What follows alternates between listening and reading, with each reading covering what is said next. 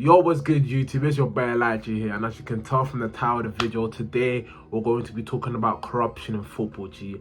So I'm not even going to beat around the bush with it. Without further ado, let's get straight to it, man. Corruption in football is not a recent phenomenon. As early as the 19th century, there were instances of match fixing and bribery. In 1884, for example, the original Invincibles of Preston North End were thrown out the FA Cup for paying their players. The FA Cup rules at the time stated it was a competition for amateurs, and bribery has been around for a very long time. Hillman, the goalkeeper of Burnley, was the first player to be found guilty of bribery, and this happened in 1900. And cool, so now that we've got that out of the way, I'm gonna talk about 20th century corruption.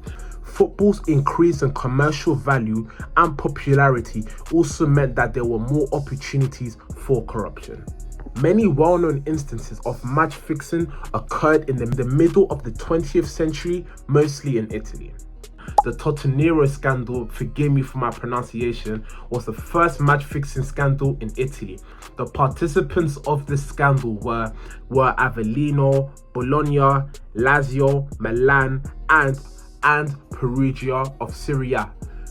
And when it came to Serie B, the participants were the Palermo and Taranto.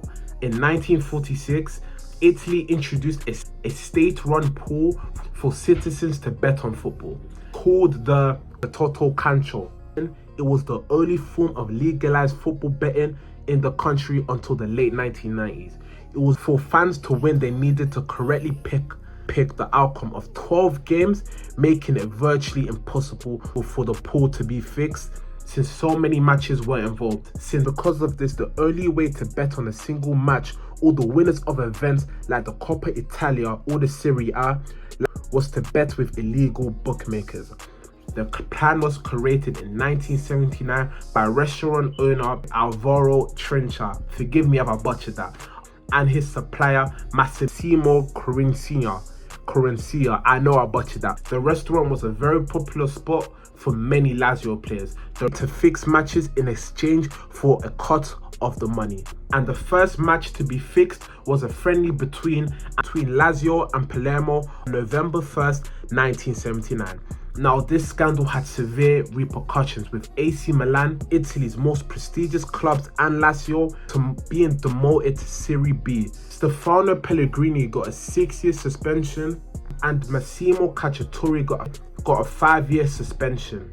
To my people who are gambling anyway, you're one gamble away from hitting the jackpot, innit? So never give up. Cool. So now we're going to head over to France here and talk about Marseille's big scandal. The early 1990s, Marseille was one of the most dominant forces in European football. Under the presidency of Bernard Tapie, the team had a lot of star players and had significant financial backing.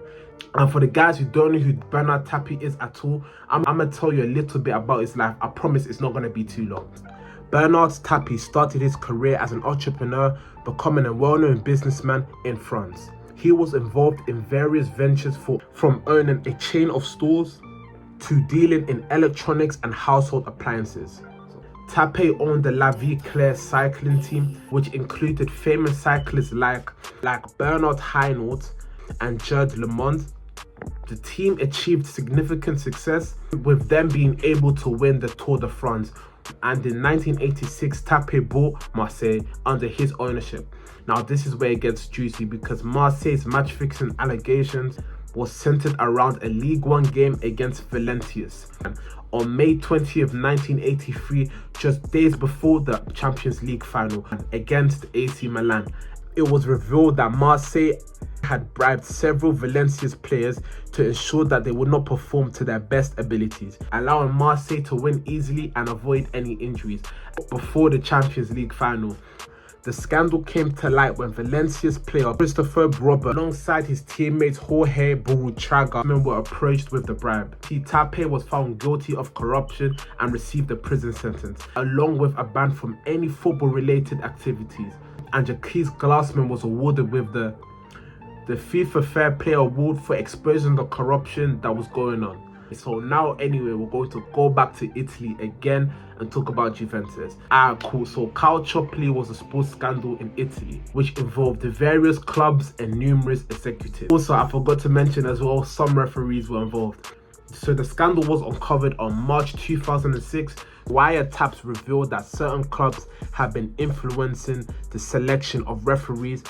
The scandal promoted widespread reforms aimed at increasing transparency and reducing corruption within the sport. And in July 2006, Juventus was stripped of their Serie A title, and the title was subsequently awarded to Inter Milan. For Juventus, the relegation to Serie B was a significant setback, but the club managed to rebuild, but was able to return to Serie A the following season. Cool. So the last scandal that we're going to talk about anyway, and I think most of you guys know about this scandal, and this is the FIFA corruption scandal that happened in 2015. And on May 27, 2015, Swiss authorities acting on behalf of the United States Department of Justice, that was a mouthful, has arrested several high-ranking FIFA officials in Zurich. This arrest was part of a broader investigation into decades-long corruption involving more than 150 million in bribes and kickbacks. The charges included racketeering, wire fraud, and money laundering. Investigators uncovered extensive evidence of bribery related to the awarding of media rights, sponsorship deals, and even selection of host countries for the World Cup. Notably, allegations of vote buying concerning the 2018 and 2022 World Cup bids awarded to Russia and Qatar. Arrests in Zurich were followed by the indictment of 14 FIFA officials and sports marketing executives. Amongst those charged were Jeffrey Webb of the Confederation of North, Central America and Caribbean Association, and Jack Warner, a former FIFA vice president, Sepp Blatter, FIFA's long-serving president, and Michael Platini, the president of UEFA, were also implicated. Blatter faced accusations of authorizing a $2 million payment to Platini. Sepp Blatter announced his resignation shortly after the arrest. Gianni Infantino was elected as the new president in 2016, promising to restore integrity and transparency to the organization. But anyway guys, if you made it to the end of this video, I want to say thank you so much. Honestly G, it means the world.